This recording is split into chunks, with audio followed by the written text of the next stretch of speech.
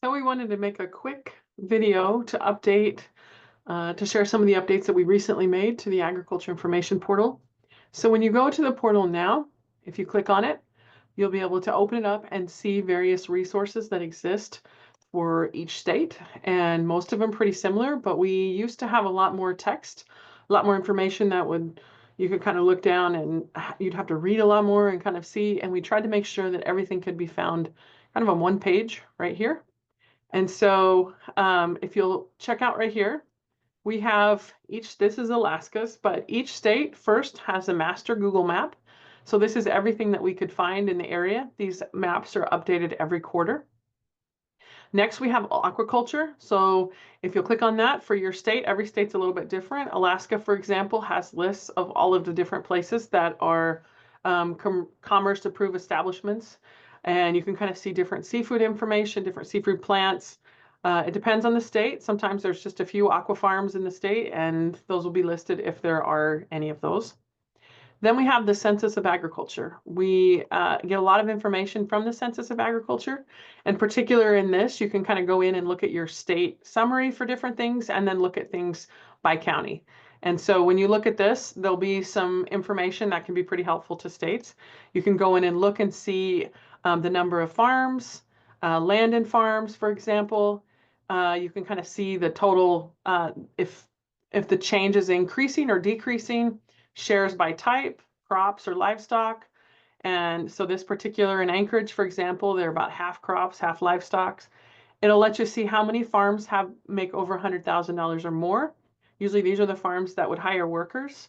It takes a look, you can look at how many farms you have that are larger, like 3 that are over 1,000 acres, a bunch of small farms.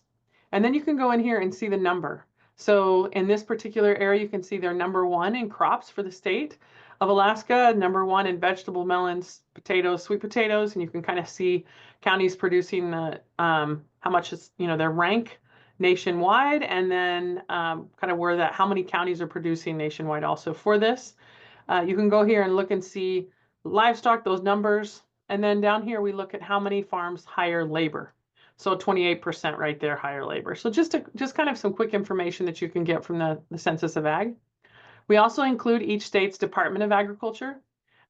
This particular one, it looks like we might need to update. This is for Alaska. So usually we'll have that particular state. Let's see if I can find, we'll update this link. So you can go to your states. Wow, it looks like the whole site is down. So that may be just an issue there with that particular site. So usually the Department of Agriculture is a good resource to be able to see who's over different commodity groups, to see if there's any associations you can work with. Then we have the egg, poultry, meat inspection list, and this is a USDA list that just basically shows which places were recently inspected. And so it'll show what kind of meat processing, or if it's eggs, kind of what it is. It'll tell you the size here. For example, this particular place has between 10 and 500 workers. Then you can go, the next one it mentions is Farm Bureau. So Farm Bureau works with farmers from across your state. Like it says here, growing Alaska's farm and ranch community through membership. So a lot of times they'll have different conferences or different groups that they work with, and you can really learn a lot about the farming and ag community by working with Farm Bureau. And so we include those in. We also have farm labor contractors.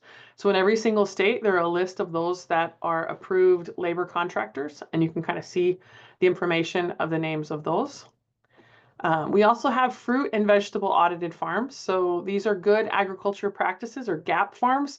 So these guys had an audit. They came in and looked at their practices with fruits or vegetables and their harvesting practices and kind of checked those out within the last year or so. We also have your H-2A housing list. And so in this particular area right now, they didn't have any in Alaska for housing. And you can look, if your state does have some, they'll be listed. You can see there'll be other farms that'll list how many workers they're looking for. There's a seafood processor, for example, that is bringing in H-2A or H-2B workers right there. And so you can see those. Then there is an interesting tool that lets you take a look at the number of H-2A workers that have been in an area for a bit of time. It's a little bit slow to load in, and so it'll be interesting to see if it loads in time.